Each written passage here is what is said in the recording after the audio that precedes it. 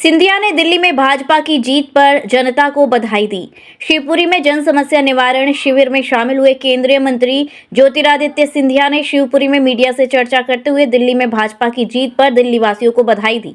उन्होंने कहा कि दिल्ली में आपदा का अंत कर दिया गया है और अब समय आ गया है कि जनता प्रधानमंत्री नरेंद्र मोदी के नेतृत्व में भारतीय जनता पार्टी को स्थापित करे। सिंधिया ने यह भी बताया कि डबल इंजन की सरकार ने विभिन्न प्रदेशों में विकास और प्रगति की नई गाथाएं लिखी हैं और उसी क्रम में अब दिल्ली में भी विकास की शुरुआत की जाएगी। उन्होंने शराब के मुद्दे पर भी बात करते हुए कहा कि शीश महल से शराब का पूरी तरह सफाया कर दिया जाएगा। जनता की जीत है। दिल्ली की जनता ने स्पष्ट रूप में कह दिया है आप जाइए। मोदी जी ने कहा था आपदा जाएगी, भाजपा आएगी।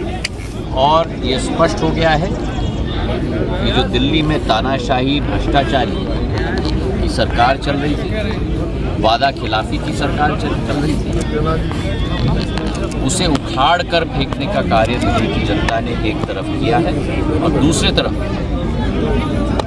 एक विश्वास का रिश्ता, एक प्रगति का रिश्ता प्रधानमंत्री जी के विश्वास में डबल इंजन की सरकार अब दिल्ली में स्थापित है। और ये डबल इंजन की सरकार, जैसे आपने सेवा भाव यहाँ देखा है, वैसे ही सेवा भाव हर भाजपा शासित राज्य में है।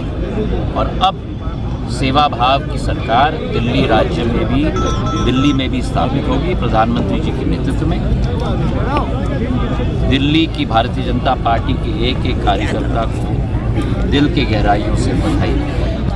ये जीत दिल्ली की जनता की जीत है, भारत की जीत है, एनडीए सरकार की जीत है, प्रधानमंत्री जी के। उप्पल नर्सिंग होम, जहां आपको मिलती हैं विश्व स्तरीय चिकित्सकीय सेवाएं, आंखों की जांच, डेंटल सर्जन, आई केयर सेंटर आदि अन्य सुविधाएं केवल एक ही छत के नीचे।